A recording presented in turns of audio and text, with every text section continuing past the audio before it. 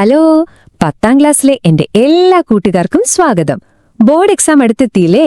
അപ്പോ അവസാന നിമിഷം ഒരു അടിപൊളി റിവിഷൻ ആയാലോ? വൈദ്യുത പ്രവാഹത്തിന്റെ കാന്തിക ഫലങ്ങൾ. ഈ ചാപ്റ്ററിലെ ഏറ്റവും പ്രധാനപ്പെട്ട കാര്യങ്ങൾ നമുക്ക് വെറും 5 മിനിറ്റിലൊന്ന് ഓടിച്ചു നോക്കാം. റെഡിയല്ലേ? നിങ്ങൾ എപ്പോഴെങ്കിലും ഇതിനെക്കുറിച്ച് ആലോചിച്ചിട്ടുണ്ടോ? നമ്മളൊരു സ്വിച്ച് ഇടുന്നു, അപ്പുറത്ത് ഫാൻ കറങ്ങുന്നു. ഇതിനിടയിൽ ആ അദൃശ്യമായ ശക്തി എന്താണ്? ആ ചോദ്യത്തിന്റെ ഉത്തരമാണ് നമ്മൾ ഈ ചാപ്റ്ററിൽ പഠിക്കുന്നത്. ഇതിന്റെയൊക്കെ തുടക്കം ഒരു ആകസ്മികമായ കണ്ടെത്തലിൽ നിന്നായിരുന്നു. കറണ്ട് പോകുന്ന ഒരു വയറിന് ചുറ്റും വെച്ച കോമ്പസ് സൂചി ചെറുതായി ഒന്ന് വിറച്ചു. അത്രയേ ഉണ്ടായുള്ളൂ. പക്ഷെ ആ നിമിഷത്തിലാണ് ലോകമാദ്യമായി തിരിച്ചറിഞ്ഞത് വൈദ്യുതിയും കാന്തികതയും തമ്മിൽ അഭേദ്യമായ ഒരു ബന്ധമുണ്ടെന്ന്. അപ്പൊ നമുക്ക് ആദ്യത്തെ പ്രധാനപ്പെട്ട ആശയത്തിലേക്ക് കിടക്കാം. എന്താണ് ഒരു കാന്തിക മണ്ഡലം? അതിനെ നമുക്ക് എങ്ങനെ കാണാൻ അല്ലെങ്കിൽ സങ്കൽപ്പിക്കാൻ കഴിയും? പരീക്ഷയ്ക്ക് ഉറപ്പായും ചോദിക്കാൻ സാധ്യതയുള്ള ഒരു നിർവചനമാണിത്. സിമ്പിളായി പറഞ്ഞാൽ ഒരു കാന്തത്തിന്റെ പവർ ഫീൽഡ്. അതിന്റെ ശക്തി എവിടെയൊക്കെ അനുഭവപ്പെടുന്നുവോ അതാണ് കാന്തിക മണ്ഡലം. ഒരു കാര്യം ഓർക്കണം, ഇതിന് എത്ര ശക്തിയുണ്ടെന്ന് മാത്രമല്ല, ഏത് ദിശയിലേക്കാണ് ആ ശക്തിയെന്നും ഒരു കൃത്യതയുണ്ട്. അതുകൊണ്ട് നമ്മളിതിനെ ഒരു സദിശ അളവ്, അതായത് വെക്ടർ ക്വാണ്ടിറ്റി എന്ന് പറയും. ഒരു കാന്തത്തിനു ചുറ്റും കുറച്ചിരുമ്പ് പൊടി വിതറിയാൽ എന്ത് സംഭവിക്കും? അത് ഭംഗിയുള്ള ചില വരകൾ പോലെ ക്രമീകരിക്കുമല്ലേ? ആ വരകൾ തന്നെയാണ് കാന്തിക ബലരേഖകൾ.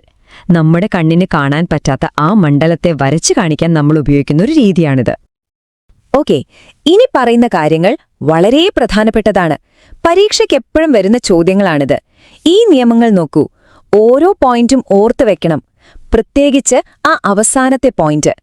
എന്തുകൊണ്ടാണ് ഈ ബലരേഖകൾ ഒരിക്കലും കൂട്ടിമുട്ടാത്തത്? ലോജിക് വളരെ സിമ്പിളാണ്. ഒരു കോമ്പസ് സൂചിക്ക് ഒരേ സമയം 2 ദിശയിലേക്ക് ചൂണ്ടിക്കാണിക്കാൻ പറ്റുമോ? ഇല്ലല്ലോ. അത്രയുള്ളൂ കാര്യം. അപ്പോ ഒരു കാന്തത്തിന് ചുറ്റും കാന്തിക മണ്ഡലമുണ്ടെന്ന് നമുക്ക് മനസ്സിലായി. എന്നാൽ കറണ്ട് ഉപയോഗിച്ച് നമുക്ക് സ്വന്തമായിട്ടൊരെണ്ണം ഉണ്ടാക്കാൻ പറ്റുമോ? തീർച്ചയായും പറ്റും. അതെങ്ങനെയാണെന്ന് നോക്കാം. ഇതാണ് അടുത്ത പ്രധാനപ്പെട്ട തത്വം. വൈദ്യുതി ഒഴുകുന്ന ഏതൊരു വയറിനു ചുറ്റിലും ഒരു കാന്തിക മണ്ഡലം രൂപപ്പെടും. ഇനി ആ വയറ് ഒരു നേർരേഖയിലാണെങ്കിൽ ഈ മണ്ഡലം അതിനു ചുറ്റും വട്ടത്തിൽ, അതായത് വൃത്താകൃതിയിലായിരിക്കും. മണ്ഡലം വട്ടത്തിലാണെന്ന് നമുക്ക് മനസ്സിലായി. പക്ഷേ ആ വട്ടം ഘടികാരദിശയിലാണോ അതോ എതിർ ഘടികാരദിശയിലാണോ കറങ്ങുന്നത്? ഇത് കണ്ടുപിടിക്കാൻ നമുക്കൊരു എളുപ്പവഴിയുണ്ട്. ഇതാ വരുന്നു നമ്മുടെ ആദ്യത്തെ സൂപ്പർ ടൂൾ, വലതു കൈ പെരുവിരൽ നിയമം. ഇത് വളരെ സിമ്പിളാണ്. എല്ലാവരും ഒന്ന് കൈയെടുത്തു നോക്കൂ. നിങ്ങളുടെ വലതു കൈയിലെ പെരുവിരൽ കറണ്ട് പോകുന്ന ദിശയിലാണെന്ന് സങ്കൽപ്പിക്കുക. അപ്പോൾ നിങ്ങളുടെ ചുരുട്ടിപ്പിടിച്ച മറ്റു വിരലുകൾ ആ കാന്തിക മണ്ഡലത്തിന്റെ ദിശ കാണിച്ചു തരും. എളുപ്പമല്ലേ? ഇനി ഒരു നേർരേഖയിലുള്ള വയറിനേക്കാൾ ശക്തമായ കാന്തിക മണ്ഡലം വേണമെങ്കിലോ? നമ്മൾ ആ വയറിനെ ഒരു സ്പ്രിംഗ് പോലെ ചുറ്റിയെടുക്കും. അതാണ് സോളിനോയിഡ്. ഇങ്ങനെ ചെയ്യുമ്പോൾ ഓരോ ചുറ്റിലുമുള്ള കാന്തിക മണ്ഡലങ്ങളെല്ലാം കൂടിച്ചേർന്ന് അതിനുള്ളിൽ ഭയങ്കര ശക്തമായ ഒരു ഫീൽഡ് ഉണ്ടാകുന്നു.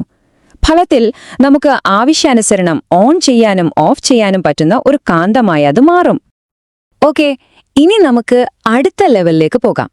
നമ്മളിപ്പം കറണ്ട് ഉപയോഗിച്ച് ഒരു കാന്തിക മണ്ഡലം ഉണ്ടാക്കാൻ പഠിച്ചു.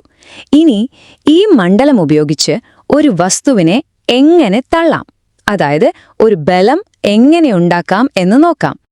ഇതാണ് ഈ ചാപ്റ്ററിലെ ഏറ്റവും പ്രധാനപ്പെട്ട ആശയം. ഒരു കാന്തിക മണ്ഡലത്തിലേക്ക് കറണ്ട് ഒഴുകുന്ന ഒരു വയർ വെച്ചാൽ ആ മണ്ഡലം വയറിനെ അങ്ങ് തള്ളും. ഇത്രയുള്ളൂ. നമ്മുടെ വീട്ടിലെ ഫാനും മിക്സിയും ഒക്കെ കറങ്ങുന്നത് ഈ ഒരു സിമ്പിൾ തത്വം ഉപയോഗിച്ചാണ്. ശരി, വയറിനൊരു തട്ട് കിട്ടുമെന്ന് മനസ്സിലായി. പക്ഷെ ആ തട്ട് മുകളിലേക്കാണോ താഴേക്കാണോ അത് വശങ്ങളിലേക്കാണോ? ആ ദിശ എങ്ങനെ കണ്ടുപിടിക്കും? അതിനുമൊരു നിയമമുണ്ട്. ഇതാ വരുന്നു നമ്മുടെ രണ്ടാമത്തെ സൂപ്പർ ടൂൾ, ഫ്ലെമിംഗിന്റെ ഇടതുകൈ നിയമം.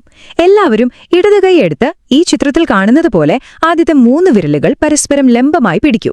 ചൂണ്ടുവിരൽ കാന്തിക മണ്ഡലത്തിന്റെ ദിശ, ഫീൽഡ്. നടുവിരൽ കറന്റിന്റെ ദിശ, കറന്റ്. അങ്ങനെയാണെങ്കിൽ നിങ്ങളുടെ തള്ളവിരൽ ആ വയർ ചലിക്കുന്ന ദിശ, മോഷൻ കാണിച്ചു തരും. ഓർക്കാൻ എളുപ്പത്തിന് ഫാദർ മദർ ചൈൽഡ് എന്നോർത്താൽ മതി. പരീക്ഷാ ചോദ്യങ്ങളിൽ സാധാരണയായി കാണുന്നൊരു പോയിന്റാണിത്. കറണ്ടും കാന്തിക മണ്ഡലവും തമ്മിലുള്ള കോൺ കൃത്യം 90 ഡിഗ്രി ആകുമ്പോഴാണ് ആ ചാലകത്തിന് ഏറ്റവും ശക്തമായ തള്ളു കിട്ടുന്നത്. ശരി, നമ്മൾ പഠിച്ച ഈ തത്വങ്ങളൊക്കെ നമ്മുടെ വീട്ടിൽ എവിടെയാണ് പ്രയോജനപ്പെടുന്നത്? നമ്മൾ പഠിച്ച ഈ ഫിസിക്സ് നമ്മുടെ വീട്ടിലെ വയറിങ്ങും സുരക്ഷയുമായി എങ്ങനെ ബന്ധപ്പെട്ടിരിക്കുന്നുവെന്ന് നോക്കാം. ഈ ടേബിൾ നോക്കൂ. നമ്മുടെ വീട്ടിലെ പ്ലഗിൽ കാണുന്ന 3 വയറുകളാണിത്. ചുവന്ന ലൈവ് വയർ കറന്റ് അകത്തേക്ക് കൊണ്ടുവരുന്നു. കറുത്ത ന്യൂട്രൽ വയർ സർക്യൂട്ട് പൂർത്തിയാക്കി കറന്റിന് തിരികെ പോകാനുള്ള വഴിയൊരുക്കുന്നു. പിന്നെ നമ്മുടെ രക്ഷകനായ പച്ച എർത്ത് വയർ, ഇതൊരു ബോഡിഗാർഡിനെ പോലെയാണ്, ഷോക്ക് അടിക്കാതെ നമ്മളെ സംരക്ഷിക്കുന്നു. എപ്പോഴും ആളുകൾക്ക് പരസ്പരം മാറിപ്പോകുന്ന 2 കാര്യങ്ങളാണിത്: ഷോർട്ട് സർക്യൂട്ടും ഓവർലോഡിങ്ങും. ലൈവ് വയറും ന്യൂട്രൽ വയറും തമ്മിൽ എവിടെയെങ്കിലും കൂട്ടിമുട്ടുമ്പോഴാണ് ഷോർട്ട് സർക്യൂട്ട് ഉണ്ടാവുന്നത്. എന്നാൽ ഒരു പ്ലഗിൽ തന്നെ മിക്സിയും ഫ്രിഡ്ജും വാഷിംഗ് മെഷീനുമൊക്കെ കണക്ട് ചെയ്യുമ്പോൾ സംഭവിക്കുന്നതാണ് ഓവർലോഡിംഗ്. അപ്പോ ഈ ഷോർട്ട് സർക്യൂട്ടിൽ നിന്നും ഓവർലോഡിംഗിൽ നിന്നും നമ്മളെ രക്ഷിക്കുന്ന ഹീറോ ആരാണ്? അതാണ് ഇലക്ട്രിക് ഫ്യൂസ്. സർക്യൂട്ടിലെ കറന്റ് അപകടകരമായ രീതിയിൽ കൂടിയാൽ ഫ്യൂസ് സ്വയം ഉരുകിപ്പോയി കണക്ഷൻ കട്ട് ചെയ്യും. അങ്ങനെ നമ്മുടെ വിലപ്പെട്ട ഉപകരണങ്ങളെയും നമ്മളെയും അത് രക്ഷിക്കുന്നു. ഒന്ന് ആലോചിച്ചു നോക്കൂ.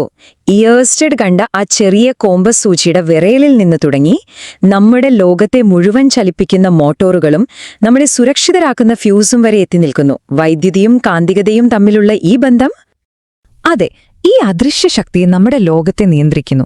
മാഗ്നറ്റിക് ട്രെയിനുകൾ മുതൽ MRI സ്കാനറുകൾ വരെ ഇതിന്റെ ഉദാഹരണങ്ങളാണ്. അപ്പോ ഈ അറിവ് ഭാവിയിൽ എന്തെല്ലാം പുതിയ അത്ഭുതങ്ങൾ കൊണ്ടുവരുമെന്ന് നമുക്ക് കാത്തിരുന്ന് കാണാം. നിങ്ങളുടെ പരീക്ഷകൾക്ക് എന്റെ എല്ലാവിധ ആശംസകളും. നന്നായി പഠിക്കുക, നന്നായി എഴുതുക.